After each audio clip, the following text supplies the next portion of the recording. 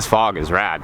All right, hey you all, Farmer Jesse here. So today I want to kind of continue the beginning farmer series I did last winter, now that I have a little bit more time, vaguely a little bit more time. But here's the thing, at No-Till Growers we're trying to incubate more farms, and one of the ways in which we want to do that is just kind of use our own experience to talk about some of the lessons we learned starting farms. One of the biggest lessons for us, and the one that we're still feeling today, Hannah and myself, is being undercapitalized. We still feel like our undercapitalization in the beginning has effects 10 years later. Like right now, we're just finishing our 10th year as farmers, still feeling it.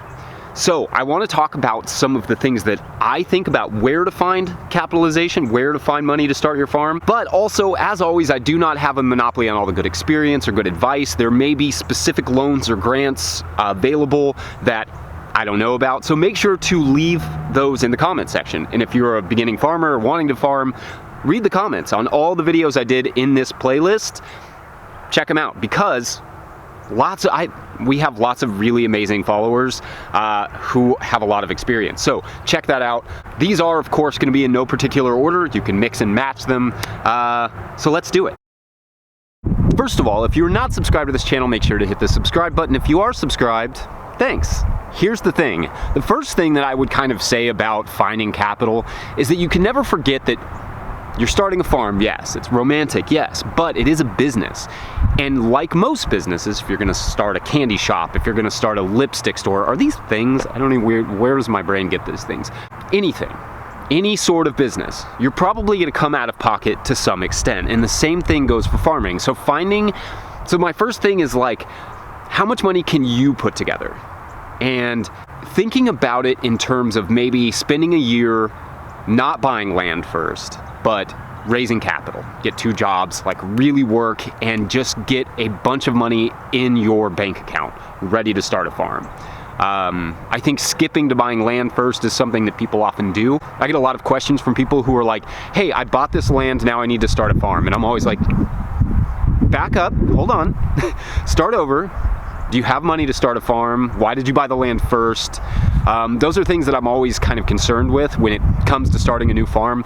So raising your own money, and maybe this means working another job while you're starting your farm, or maybe it means just working on the weekends or working 1 or 2 nights a week just to get a little bit of extra capital. Something that J.M. Fortier said when I was up in Quebec this past week that I thought was really poignant is he says that people often concentrate too much on the quality of life too early on, right? It's hard to start a business, any form of business. It takes a lot of work. So concentrating too heavily on I want to work 9 to 5 from Monday through Friday and I want to take my weekends or whatever. Sorry, that's really tough. It's really tough to start a business that way. You have to think in the first year or so, it's going to be just work all the time. You have to accept that it's going to be a little bit extra work. And if you're working another job or something like that, gaining your own money, it's not the most fun thing, but it'll relieve stress later on.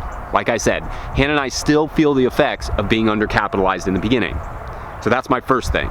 Another option is borrowing from friends and family. Now this is kind of an interesting option. It's also kind of a dangerous one. You have to go about it the right way, make sure that the agreement is all laid out, that everybody understands both sides of what's happening.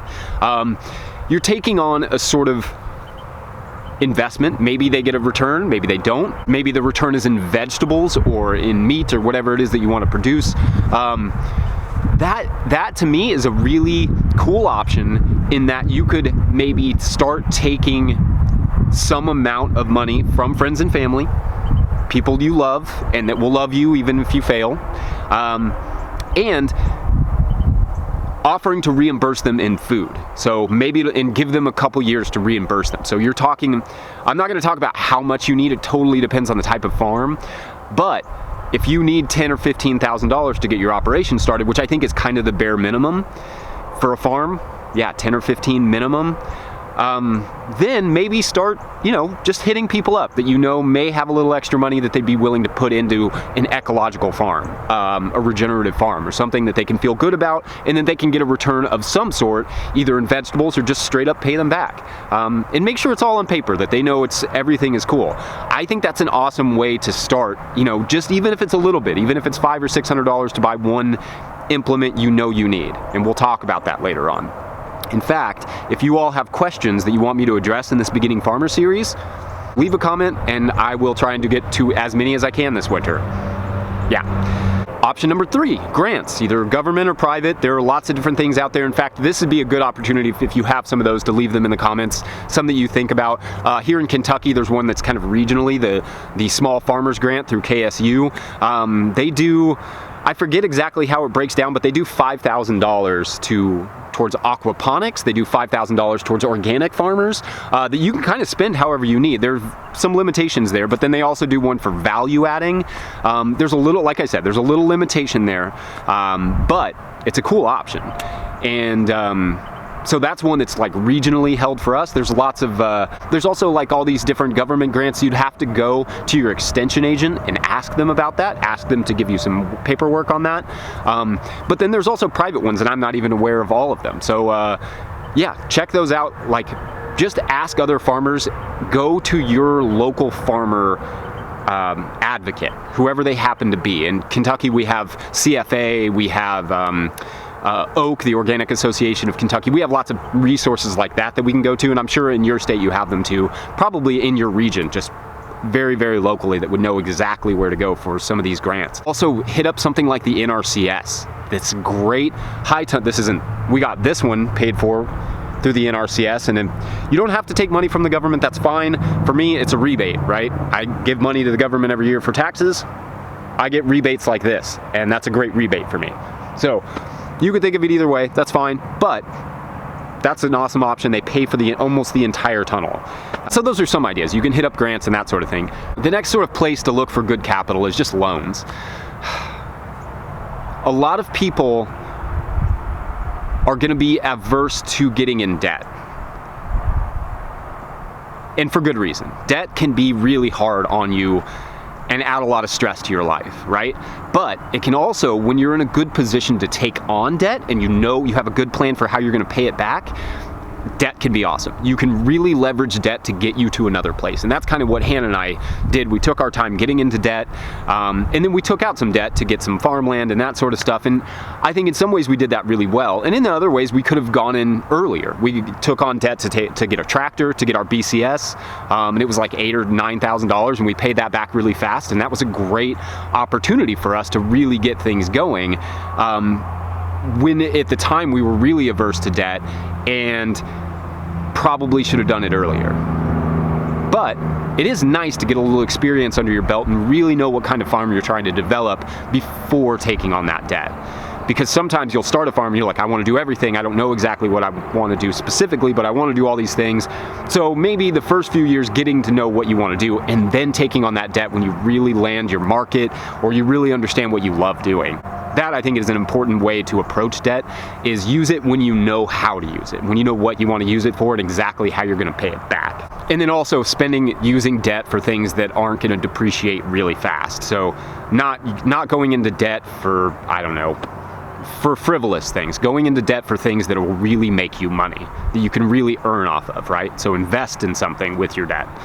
And I think that's going to be a good opportunity for people to leave comments about how to use debt and some thoughts about where to find these loans, because there's places like Ag Credit. That's who we have here in our area that we love. Farm Credit, the FSA is a government that's through the USDA. They're great, and they do low interest loans as well. There's some technicalities there that you can address just by going and talking to them in terms of how long you need to be farming. Maybe they need some managerial experience, like some farm managing experience, and those sorts of things, but you can always just go talk to them. They'll give you all that information. Banks are probably the lowest on that list. Most banks are not going to fund farmers. There are probably some, but generally speaking, there are farm advocacy groups that will lead you to the grants and the loan people of your area specifically for agriculture, which kind of also leads us to crowdfunding. So there are crowdfunding sources for loans. One I just saw is called Go Steward. Another one is Kiva Zip, I think, does like kind of a loan thing. So those are cool. I'm a little bit iffy about the Go Steward one. It seems cool to an extent. I would just really investigate it and see if you don't have better options, because their interest rates are kind of close to 9%, and really figure out what their term limits are. I don't know enough about them to say one way or the other, but my first impression is that it's kind of expensive, and you may be able to find something with a lower interest rate. But if it's all you can find, it's possible that you could leverage that to buy that, and then eventually kind of refinance, like get a different loan to pay for that. So you would get a different loan, like from the FSA or something, with a lower interest rate to pay off that higher interest loan, and then you have lower interest loan. So that's one way to kind of leverage that. So if it's the only option you have, that could be a good option. And then there's just like asking the general public if you already have a following. So this would be like a crowdsourcing, crowdfunding idea of like Kickstarter or Indiegogo. Hannah and I raised like $8,000 to get a cabin on Indiegogo 8 years ago, and it worked. And it was kind of at the boom of that crowdfunding stuff, so it's maybe cooled off a little bit. It's a little harder than it used to be. But if you have an exciting idea, it still works. Like, look at what Richard Perkins is doing with his book.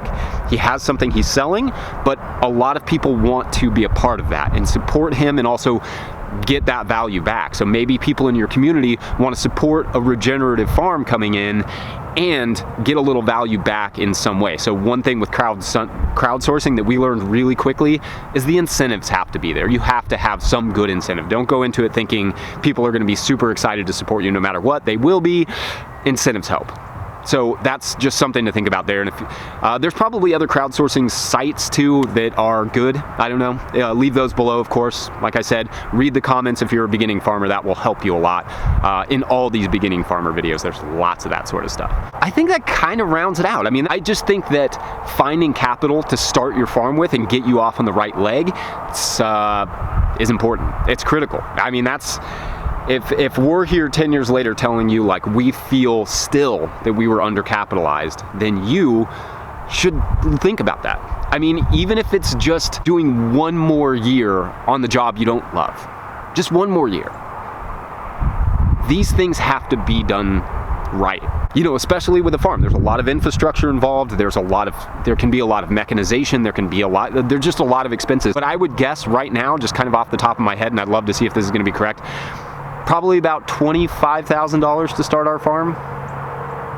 If we started it exactly as it is right now, maybe a little less.